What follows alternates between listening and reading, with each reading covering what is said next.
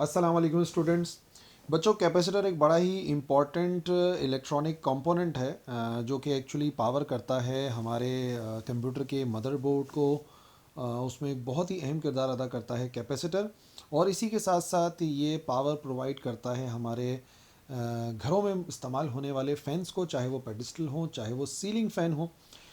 यही वो important component है जो कि बेसिकली मोटर्स को पावर प्रोवाइड करने का काम करता है। और इसी के साथ साथ जो कैपेसिटर्स हैं वो आपने देखा होगा पुराने ज़मानों के अंदर ट्यूबलाइट में स्टार्टर्स लगे हुए होते थे, उनमें भी एक्चुअली वही कंपोनेंट है जो काम करता था।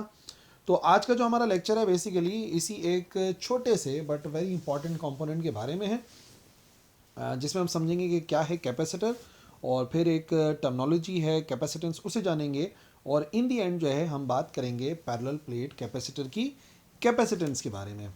तो चलिए शुरुआत करते हैं सबसे पहले ये समझने से कि कैपेसिटर एक्चुअली करता क्या है।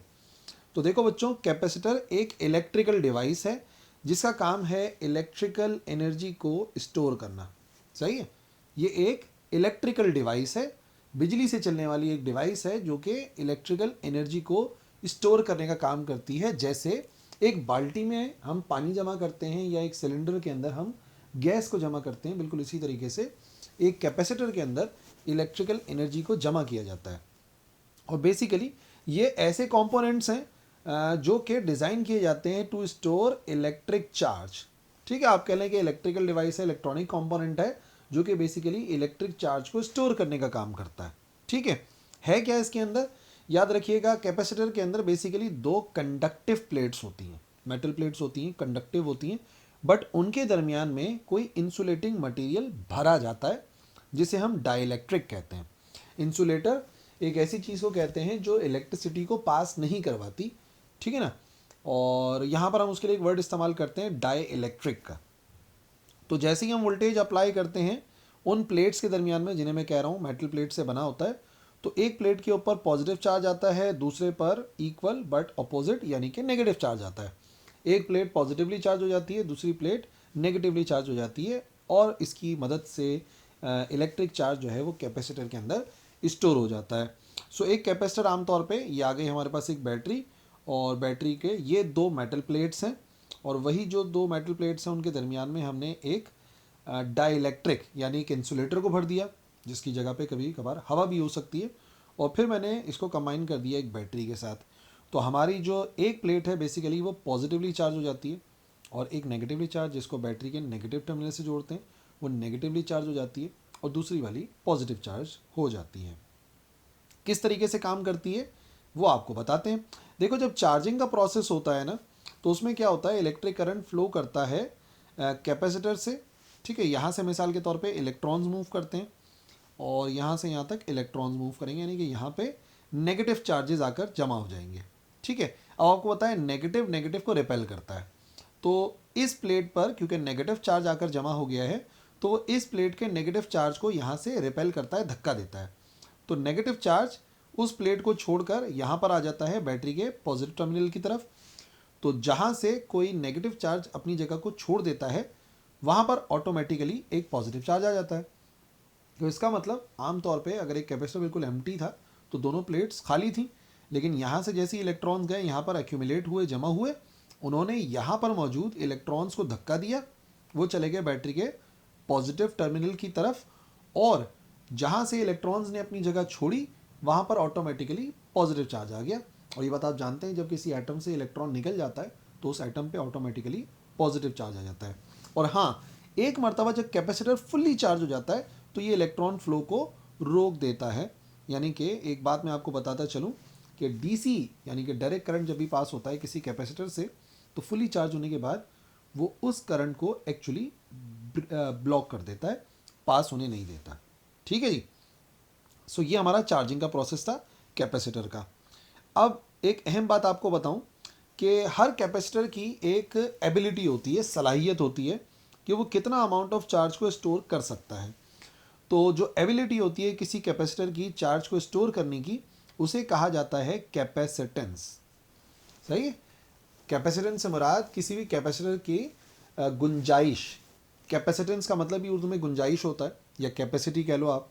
कि वो कितने चार्ज को स्टोर कर सकता है, तो उस गुंजाइश को कैपेसिटेंस कहते हैं। जैसे मिसाल के तौर पे एक कमरे के अंदर बैठने के लिए एक क्लासरूम है, उसके अंदर स्टूडेंट्स कितने बैठ सकते हैं, तो मैं बोलूँगा कि भाई उस रूम की कैपेसिटी कितनी है, कैपेसिटेंस कितनी है। सही है। या जैसे मिसाल के तौर पे एक गिलास है, तो उस गिलास के अंदर कितना पानी आ सकता है, कितना पानी स्टोर हो सकता है, तो वो उस गिलास की, बीकर की या बाल्टी की कैपेसिटी कहलाएगी।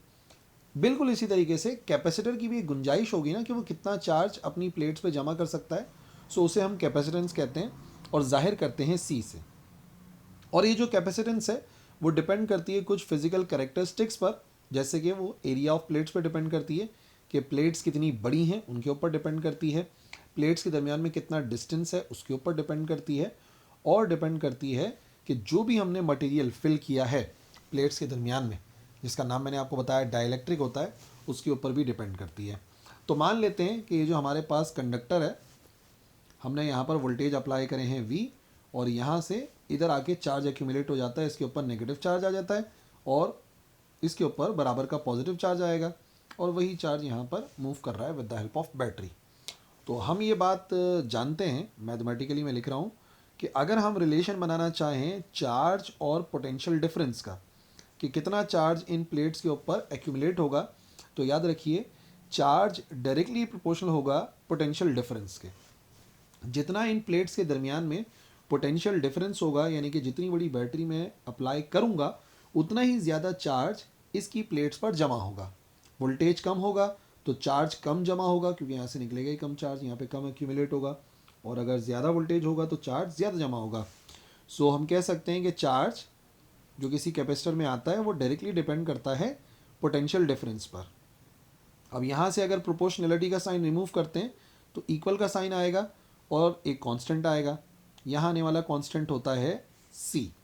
ठीक है, जबकि C क्या चीज़ बन गई, वही जो मैंने आपको बताई, C कहलाता है कैपेसिटेंस ऑफ कैपेसिटर। सही है, ये इस कैपेसिटर की क्या कहलाएगी, कैपेसिटेंस कहलाएगी, कैपेसिटेंस ऑफ कैपेसिटर, C से जाहिर करते हैं। ठीक है, जो कि हम अभी इसको ज़्यादा बेहतर तरीके से डिफाइन भी कर लेंगे कि क्या बना भाई कैपेसिटेंस। देखो कितना अमाउंट ऑफ चार्ज किसी कैपेसिटर के अंदर स्टोर होता है पर यूनिट पोटेंशियल डिफरेंस, उसी को कहते हैं कैपेसिटेंस ऑफ कैपेसिटर। अभी अभी हमने क्या देखा, अभी अभी हमने देखा कि फॉर्मूला बनता है Q बराबर है CV के। तो यहाँ से अगर आप C की वैल्यू को अलग करें तो ये आ जाएगा Q ओवर V के बराबर।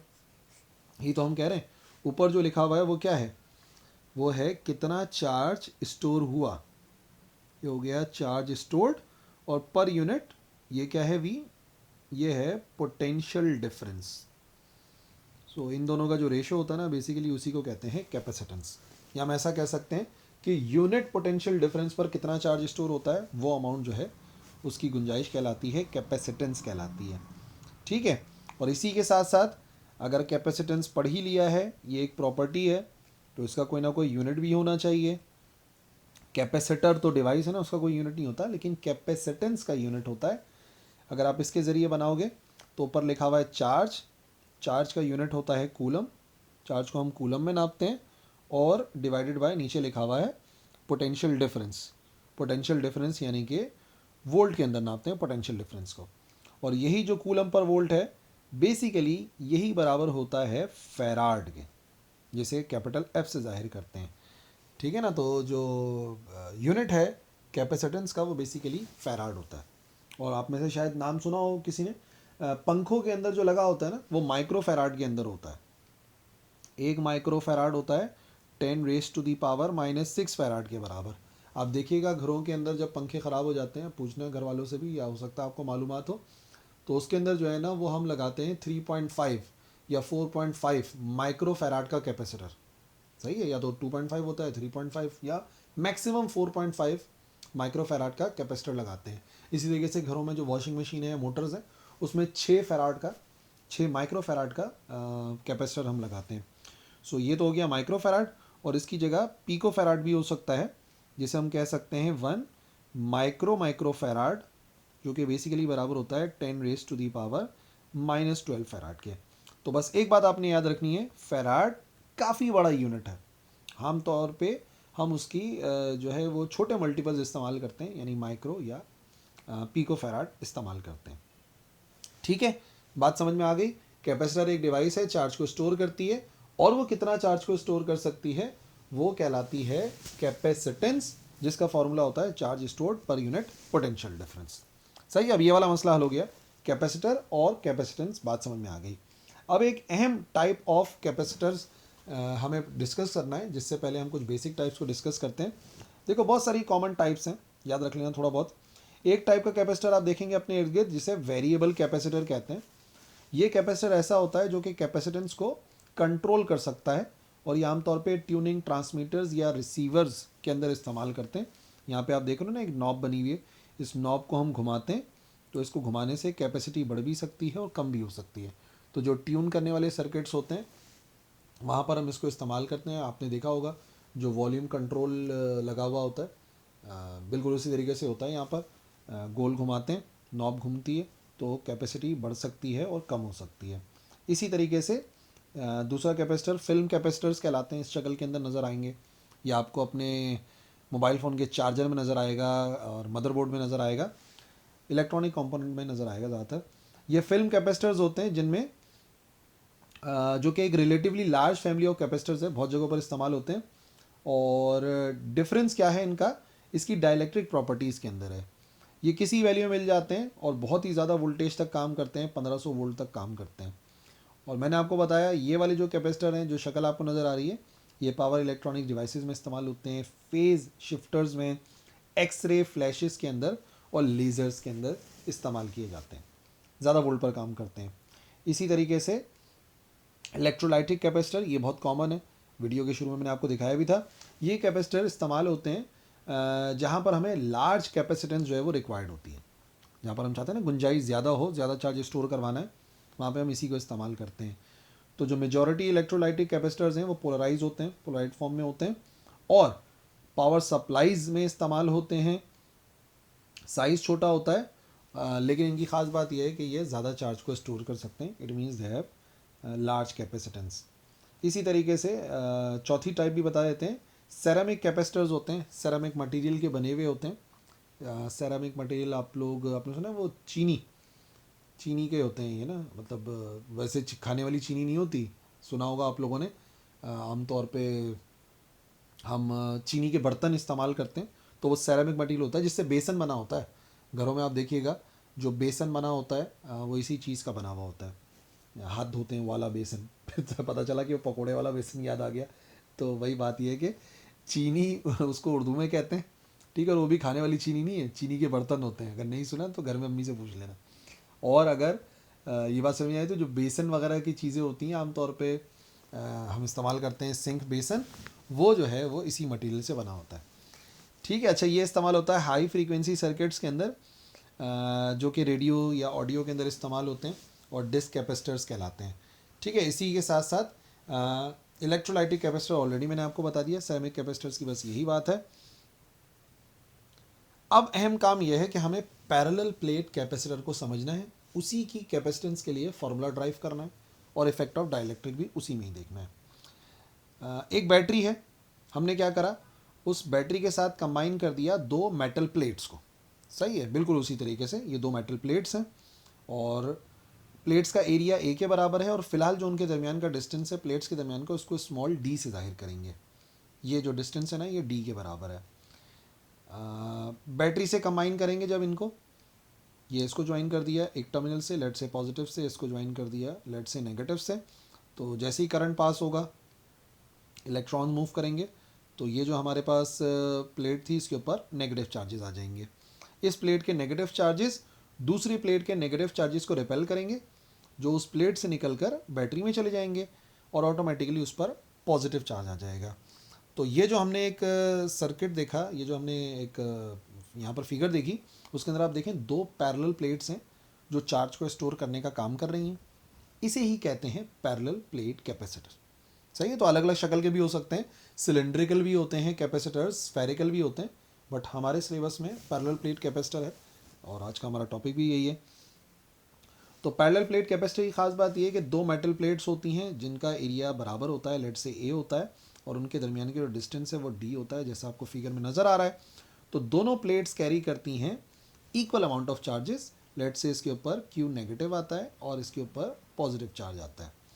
अब एक बड़ी इंपॉर्टेंट चीज़ आपने समझनी है, according to the definition of charge density, एक चीज़ होती है जिसे कहते हैं चार्ज डेंसिटी, ये आपने समझनी है।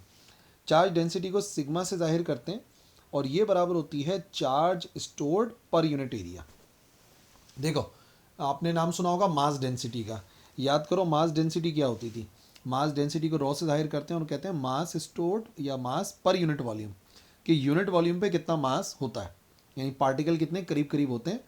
तो जितने पार्टिकल करीब होते हैं उतनी डेंसिटी क्या हो जाती है, ज़्यादा हो जाती है, ठीक है ना। और पार्टिकल दूर दूर होंगे तो हम बोल देंगे डेंसिटी कम हो जाएगी। इसी तरीके से पॉपुलेशन डेंसिटी होती है कि एक पर्टिकुलर एरिया के अंदर कितने लोग रहते हैं। अगर एक पर्टिकुलर एरिया के अंदर ज़्यादा लोग रहते हैं तो हम बोलेंगे पॉपुलेशन की डेंसिटी ज़्यादा है। जैसे मिसाल के तौर पे कराची की population density as compare to other cities बहुत ज़्यादा है। हम लोग अगर 1 किलोमीटर स्क्वायर का सपोज करेंगे ना एरिया, तो वहाँ पे कई हज़ारों की तादाद के अंदर जो है वो लोग रहते हैं। जबकि अगर आप यही देखें पॉपुलेशन डेंसिटी बलूचिस्तान की, तो वहाँ पर अगर स्क्वायर किलोमीटर का एरिया है तो वहाँ पर सौयों की तादाद में लोग रहते होंगे।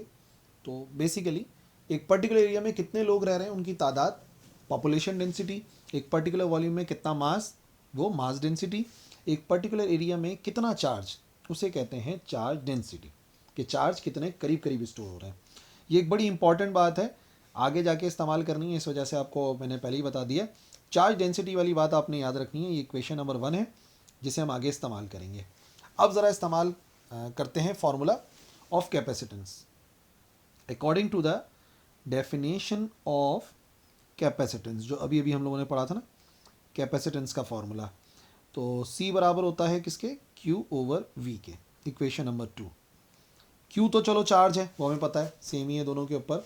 वोल्टेज का हमें कोई फार्मूला ड्राइव करना पड़ेगा, वोल्टेज के बारे में समझना पड़ेगा, जो कि एक्चुअली चैप्टर नंबर 8 में हमने पढ़ा था, according to the definition of potential difference. Potential difference का एक फार्मूला जो हमने पढ़ा था ना, इलेक्ट्रिक इंटेंसिटी और पोटेंशियल डिफरेंस का रिलेशन था, उसके मुताबिक वोल्टेज बराबर होता है, हमने ऐसा पढ़ा था देखो, E इंटू आर, है ना, electric intensity into distance. But फिलहाल जो चार्जेस के दरमियान का डिस्टेंस है प्लेट्स के दरमियान का, वो आर नहीं है, वो डी है। तो इस वजह से मैं इस आर को रिप्लेस कर देता हूँ डी के साथ, ठीक है ना, इसको मैं जाहिर करूँगा डी से, ये हो जाएगा ई इंटू डी। शुरुआत हुई है कैपेसिटेंस को ड्राइव करने के लिए, तो पता चला वोल्टेज को फाइंड करना पड़ेगा। अब वोल्टेज तब तक नहीं आ सकता जब तक कि मैं ई की वैल्यू मालूम ना कर लूँ। तो अब मैं पहले ई की वैल्यू मालूम करूँगा, दो प्लेट्स के दरमियान में इलेक्ट्रिक इंटेंसिटी कितनी होती है ये मालूम कर लेते हैं। So electric intensity between two oppositely charge plates, अगर दो प्लेट्स होती हैं ना जो कि अपोजिटली चार्ज होती हैं, उनके दरमियान की जो इलेक्ट्रिक इंटेंसिटी है उसका फॉर्मूला होता है E is equal to sigma upon epsilon naught. Sigma यानी कि charge density divide by epsilon naught पर डिपेंड करता है, ठीक है। और फिलहाल आपको पता है इन दोनों के दरमियान में एयर फिल हुई हुई है, तो एयर के लिए हम इसी को इस्तेमाल करते हैं। अब अगर आप याद करो तो इक्वेशन 1 के मुताबिक मैंने आपको बताया कि जो सिग्मा है एक्चुअली किसके बराबर होता है, चार्ज डेंसिटी के। और चार्ज डेंसिटी का मतलब एक पर्टिकुलर एरिया में कितना चार्ज स्टोर होता है। तो इसको हम क्या लिख सकते हैं, और इसी फॉर्मूले को मैं लिख सकता हूँ, इसकी जगह पे लिख सकते हैं Q ओवर A, तो एप्सिलॉन नॉट अपनी जगह पर आ जाएगा। इसका मतलब अगर इलेक्ट्रिक इंटेंसिटी आपने मालूम करनी है दो charge plates oppositely charge plates के दरमियान में, तो वो Q upon A epsilon not आएगी। अब इस वैल्यू को हम रख देते हैं इक्वेशन 3 में, जो अभी इलेक्ट्रिक इंटेंसिटी की थी। सो क्या फार्मूला बनेगा वोल्टेज के लिए, वोल्टेज इज इक्वल टू, ये वाली इक्वेशन की बात कर रहा हूँ, ई की जगह पे ई की वैल्यू पुट करेंगे जो अभी भी हमने फाइंड करी है, डी इसी के साथ आ जाएगा। सो ई की वैल्यू आ गई Q over A epsilon not और साथ में मल्टीप्लाई हो जाएगा D, ये V की वैल्यू आ गई। अब आखिरी काम, इस वोल्टेज की वैल्यू को पुट करेंगे इक्वेशन 2 में ताकि कैपेसिटेंस का आंसर आ जाए। पुटिंग इन इक्वेशन 2, तो क्या बनेगी इक्वेशन 2? इक्वेशन 2 थी C is equal to Q over V, तो V की जगह पे V की वैल्यू पुट कर देते हैं, यह आ जाएगा Q D over A epsilon not. देख लो क्या कैंसिल हुआ है, यहाँ पर कैंसिल हो गया Q से Q, और डिवाइड को मल्टीप्लाई में चेंज करेंगे तो ए एप्सिलॉन नॉट वैसे डिवाइड में लिखा हुआ है, ऊपर जाके मल्टीप्लाई हो जाएगा। So capacitance of parallel plate capacitor का एक्चुअली ये फॉर्मूला है, C बराबर होता है A epsilon naught over D के। जबकि क्या चीज़ किसके बराबर है, ये तो आपको पता होना चाहिए ना, क्या चीज़ किसके बराबर है, व्हाट इज़ ए? ए जाहिर कर रहा है प्लेट्स का एरिया कितना है, एरिया ऑफ प्लेट्स, ठीक है। डी किसे जाहिर कर रहा है, डी जाहिर कर रहा है प्लेट्स के दरमियान का डिस्टेंस कितना है, डिस्टेंस बिटवीन प्लेट्स, इसी के ऊपर डिपेंड कर रहा है। बाकी एप्सिलॉन नॉट तो कांस्टेंट वैल्यू है। परमिटिविटी ऑफ फ्री स्पेस, क्योंकि फ़िलहाल हमने ये कंसिडर करा हुआ है कि जो प्लेट्स हैं उनके दरमियान में हवा मौजूद है, इस वजह से एप्सिलॉन नॉट इस्तेमाल हो रहा है। बट जैसे कि हम जानते हैं, मैंने आपको शुरू में बताया कि यहाँ पर हम एक डाइलेक्ट्रिक फिल करते हैं, तो इस इक्वेशन को याद रखना बच्चों, आगे यूज़ करवाऊंगा। फिलहाल समझते हैं कि डाइलेक्ट्रिक को फिल करने से होता क्या है, बेसिकली हम क्यों प्लेट्स के दरमियान में कोई भी इंसुलेटर फिल करना चाहेंगे।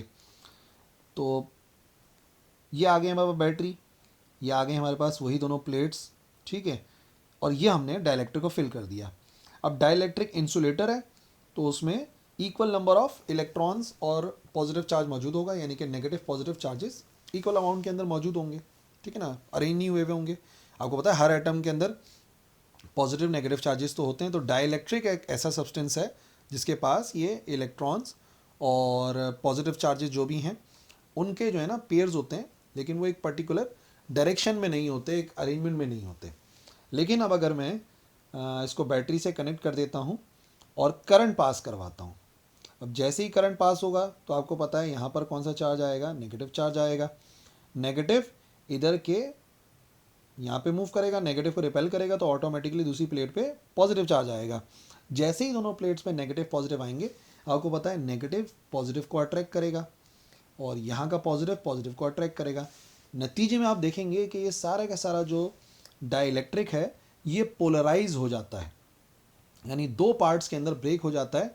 पॉजिटिव चार्जेस नेगेटिव की तरफ चले जाते हैं और नेगेटिव चार्जेस पॉजिटिव की तरफ। ये देखिए सारे पॉजिटिव अरेंज हो गए यहाँ पर आ गए, ठीक है, और सारे जो नेगेटिव चार्जेस हैं वो पॉजिटिव की तरफ चले गए। इस तरीके से हुआ क्या कि पहले जितने चार्जेस स्टोर हो रहे थे अब उससे ज़्यादा चार्जेस स्टोर हो सकते हैं, क्योंकि जो हमारा डाइलेक्ट्रिक था वो खुद पोलराइज हो गया, तो वो और ज़्यादा चार्जेस को अपने अंदर स्टोर कर सकता है। तो इसका मतलब सलाहियत बढ़ जाती है, कैपेसिटेंस बढ़ जाती है डाइलेक्ट्रिक को फिल करने से। यही वजह है कि हम लोग जब भी कैपेसिटर्स बनाते हैं, मार्केट में मिलते हैं, तो उसमें कोई ना कोई डाइलेक्ट्रिक लाजमी फिल किया जाता है, ठीक है। तो डाइलेक्ट्रिक्स इंसुलेटिंग मटेरियल हैं और वो इंक्रीज़ कर देते हैं एबिलिटी ऑफ स्टोरिंग चार्जेस, ठीक है, बढ़ा देते हैं। और एक्चुअली क्या होता है ये आपने लिखना होगा कि जो मॉलिक्यूल्स होते हैं डाइलेक्ट्रिक के वो पोलराइज हो जाते हैं। जैसे ही प्लेट्स चार्ज होती हैं तो पोलराइज होते हैं। पोलराइज का मतलब पॉजिटिव नेगेटिव में डिवाइड हो जाते हैं, जैसे कि फिगर में नज़र आ रहा है।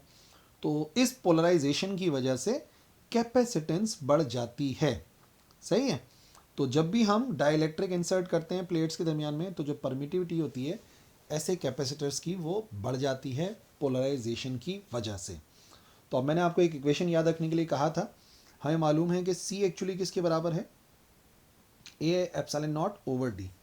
ये वाला फार्मूला कब इस्तेमाल होता है, तब इस्तेमाल होता है जब प्लेट्स के दरमियान में सिर्फ क्या मौजूद होगी, हवा मौजूद होगी। लेकिन अगर प्लेट्स के दरमियान में मैंने कोई डाइलेक्ट्रिक इंसर्ट कर दिया तो देखो किस चीज़ पे फ़र्क पड़ा डाइलेक्ट्रिक इंसर्ट करने से। क्या प्लेट्स के दरमियान में डिस्टेंस पे फ़र्क पड़ा, नहीं, डाइलेक्ट्रिक हो या ना हो डिस्टेंस तो डी ही रहेगा। क्या प्लेट्स का एरिया बढ़ गया, नहीं, एरिया तो ए रहेगा। फ़र्क सिर्फ इतना है कि पहले दरमियान में सिर्फ एयर थी तो मैंने एप्सिलॉन नॉट लिखा था, और अब आप जानते हैं कि एप्सिलॉन नॉट नहीं लिखा जाएगा, कूलम्स लॉ में हमने पढ़ा था, हम उसकी जगह पर लिखेंगे एप्सिलॉन सिर्फ, सही ना, हम सिर्फ एप्सिलॉन लिखेंगे। जो कि बेसिकली बराबर होता है epsilon naught into epsilon R के। याद कीजिए क्या था एप्सिलॉन आर, ये इस मटेरियल की रिलेटिव परमिटिविटी कहलाती है। क्या कहलाती है ये? रिलेटिव परमिटिविटी, जो कि हर एक सब्सटेंस की अलग अलग होती है। वाटर की अलग है, माइका की अलग है, गिलास की अलग है, हर एक की अलग अलग होती है। लेकिन अहम बात ये, और वही उसी पर ही डिपेंड करेगा ना, जितना एप्सिलॉन आर होगा उतना अच्छा डाइलेक्ट्रिक होगा, उसको उतना ही ज़्यादा हम फिल करेंगे कैपेसिटर की प्लेट्स के दरमियान में। तो देखो अब ये जो हमारे पास इक्वेशन है, लेट से इक्वेशन 4 बोल देते हैं, 3 तक तो नाम हो गया था। अब ये 4 क्या बन जाएगी? ये बनेगी, इसको सी प्राइम कर देते हैं। सी प्राइम का मतलब हो गया कैपेसिटेंस विद डाइलेक्ट्रिक। ए अपनी जगह पर है, एप्सिलॉन नॉट अपनी जगह पर है, सॉरी एप्सिलॉन नॉट की जगह पर एप्सिलॉन आएगा और एप्सिलॉन आर आएगा। Epsilon naught into epsilon R. एक स्टेप बढ़ा दूं, एक स्टेप बढ़ा देते हैं। एप्सिलॉन की जगह पर हम सिर्फ क्या पुट करने वाले हैं, ये एप्सिलॉन नॉट लिखा हुआ था, इसकी जगह पर मैं सिर्फ एप्सिलॉन लिख सकता हूँ अब, और डिवाइड में आ जाएगा डी। नेक्स्ट स्टेप में हमें पता है एप्सिलॉन खुद बराबर है epsilon naught into epsilon R, ठीक है, एप्सिलॉन लिखा हुआ ये, डिवाइड बाय डी। अब अगर आप गौर से देखो तो ये चीज़ आपको नज़र आ रही है कि किसके बराबर है, ये गौर से देखो, ये चीज़ सी के बराबर है। इसका मतलब यहाँ पर हम सिर्फ सी लिख सकते हैं। तो इसका मतलब फॉर्मूला क्या बनेगा? फॉर्मूला बनेगा C prime is equal to C into epsilon R. और इस फार्मूले से भी एक बात नज़र आ रही है कि जितनी भी कैपेसिटी होती है कैपेसिटर की, वो मल्टीप्लाई हो जाती है एप्सिलॉन आर की वैल्यू से। तो एज अ रिज़ल्ट जो सी डैश का आंसर है वो हमेशा सी से ज़्यादा ही आता है। इस वजह से सी प्राइम का आंसर सी से हमेशा ज़्यादा आएगा। और आपको पता है सी वो कैपेसिटी है जो कि सिर्फ एयर की वजह से थी, और सी डैश वो कैपेसिटी या कैपेसिटेंस है जो कि डाइलेक्ट्रिक को इंसर्ट करने से आती है। तो सिर्फ आपको जो है ना एप्सिलॉन आर पता होना चाहिए कि वो जो भी सब्सटेंस है उसकी रिलेटिव परमिटिविटी कितनी है। जितनी होगी, मिसाल के तौर पे अगर किसी चीज़ की परमिटिविटी, रिलेटिव परमिटिविटी 2 के बराबर है, तो इसका मतलब वो कैपेसिटेंस को डबल कर देगा। अगर किसी चीज़ की रिलेटिव परमिटिविटी 7 है, तो इसका मतलब वो कैपेसिटर की कैपेसिटेंस को 7 गुना बढ़ा देगा अगर हम उसे प्लेट्स के दरमियान में इंसर्ट कर देते हैं। यही वजह है कि आमतौर पे जब भी कैपेसिटर बनाया जाता है तो उसके दरमियान में डाइलेक्ट्रिक लाजमी फिल किया जाता है। ठीक है भाई, सो ये हो गया आज का हमारा लेक्चर तमाम। आई होप आपको समझ में आ गया होगा। अच्छी सी तैयारी करो, लॉन्ग क्वेश्चन बनता है इस टॉपिक का।